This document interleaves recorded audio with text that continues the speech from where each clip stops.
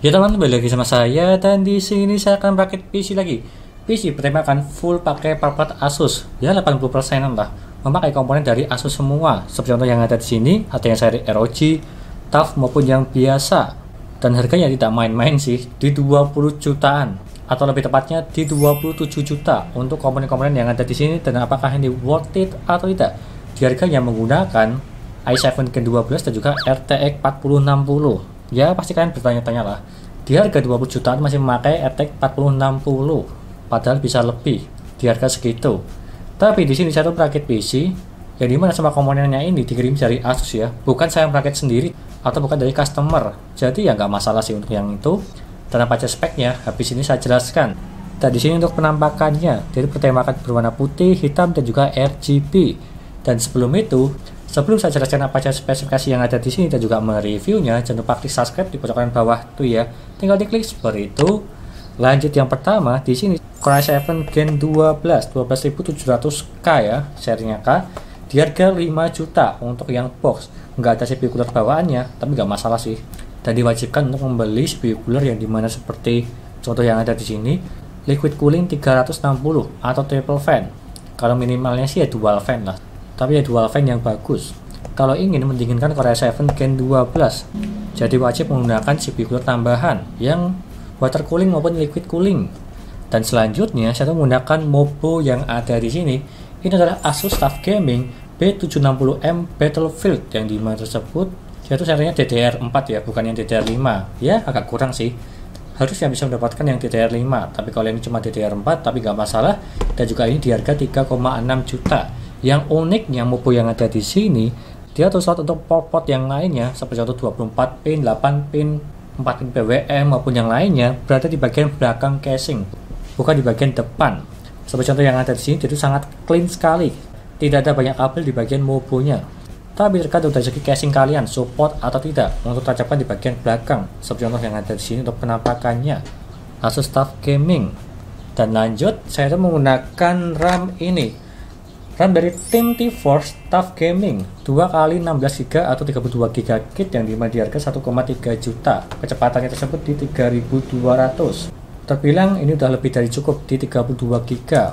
Tapi sayangnya masih di DDR4, bukan di DDR5.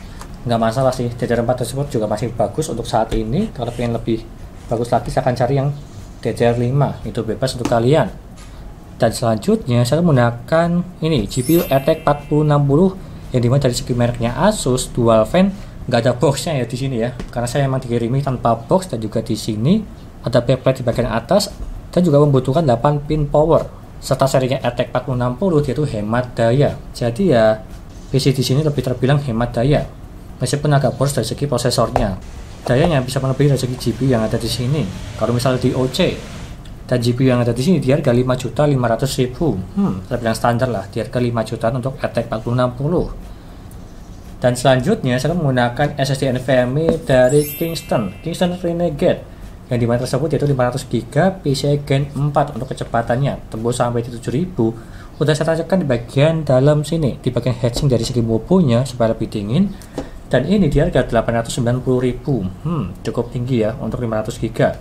Karena harga SSD pada naik-naiknya untuk yang serinya NVMe, SATA maupun yang NVMe Gen 3 maupun Gen 4. Jadi ya wajar sih terbilang agak tinggi untuk SSD NVMe harga sekarang.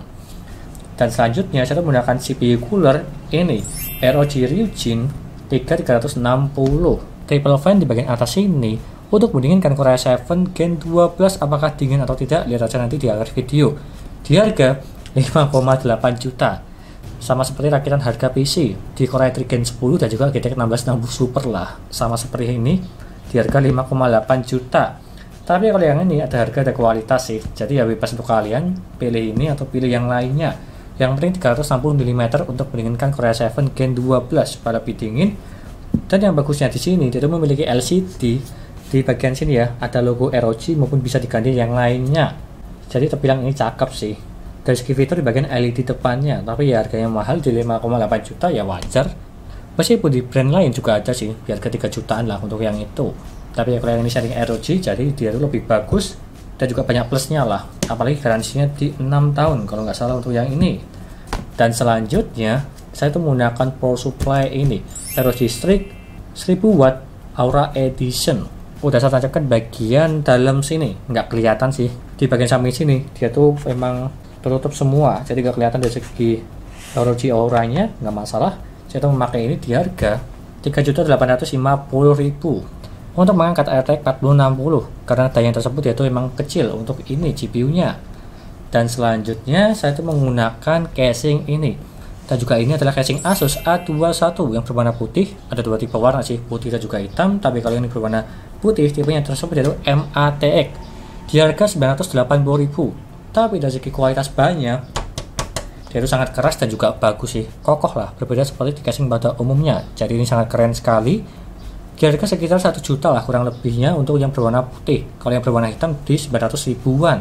Dan juga casingnya ini support dengan maupun yang saya pakai ini ya, Asus TUF Gaming, yang dimana dia itu port-portnya di bagian belakang semua, jadi dia itu support, jadi ini bagus dan sesuai lah, kurang lebihnya seperti itu. Dan yang terakhir saya menambahkan fan 4 di bagian depan 3, di bagian belakang 1, satuannya di harga 35.000. Jadi totalnya tersebut di 140.000 untuk fan RGB di bagian depan sini.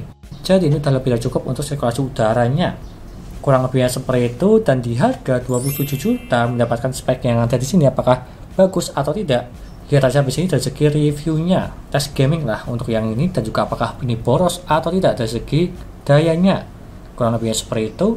Lanjut ke reviewnya, yuk.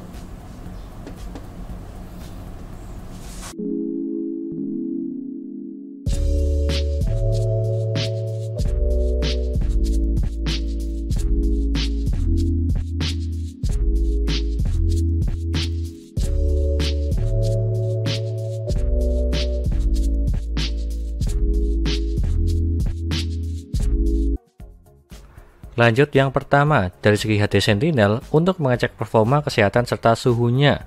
Untuk yang ini dia itu 100% semua, dan juga note-nya dia itu perfect. Serta suhunya di 28 derajat terbilang ini dingin, yang dimana menggunakan heatsink bawaan dari Mobunya juga, jadi terbilang ini bagus.